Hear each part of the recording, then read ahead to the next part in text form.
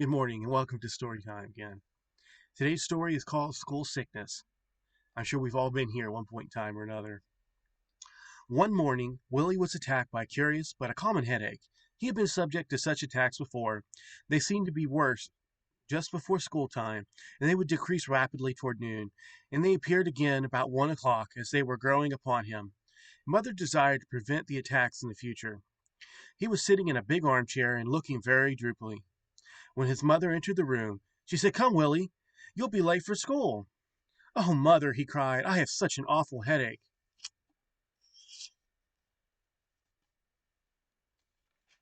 And I feel sick. Indeed, I'm very sorry. I'll go and get my castor oil," his mother said, "and then we can put you to bed."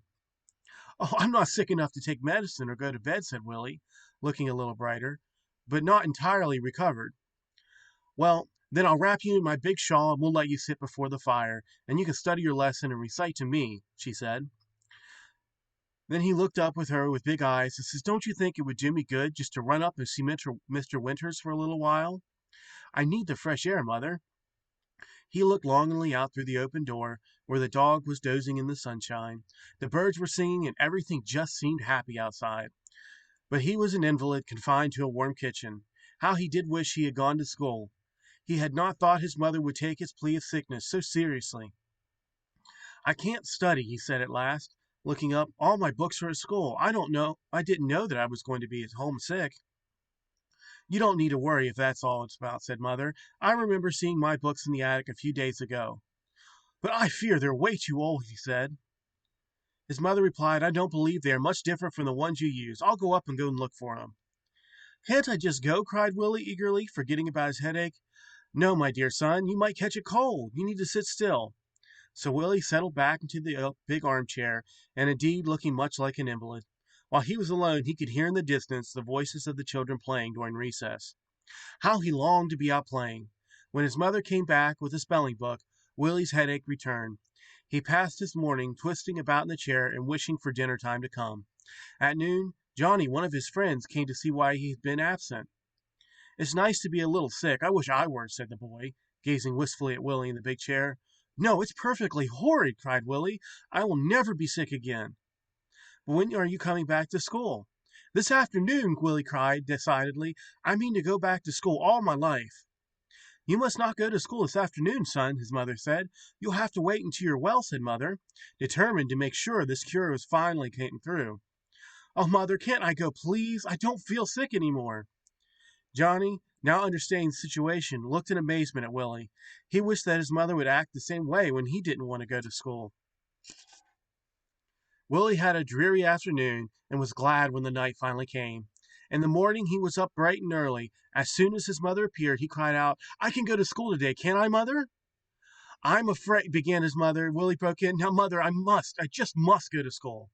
I'll go crazy if I have to stay home just another day." "Well, then, you have to wear your coat. You mustn't get sick again." When Willie showed the slightest desire to stay away from school after that, his mother would look at him and smile and say, "Willie, don't you feel well? You can stay at home with me today if you rest." But the invitation was never yet to be accepted. So far, Willie has carried out his intention not to miss school again. I'm sure we've all been there. I've been there more than once, wanting to skip school, and you're just not feeling good. I've had incidents just the same as Willie. And I decided it's not quite worth staying home if you're stuck in bed or stuck in a chair having to rest the whole time. We need to learn that there are some things that are just more important than what than what we think. We kind of look at being able to stay home from school as freedom, but it's not. It's kind of binding in the long run. We're going to school to learn, to be able to become better people, to be able to spend time with our friends, to be able to enjoy the time we have when we're there, rather than wanting the desire to stay home.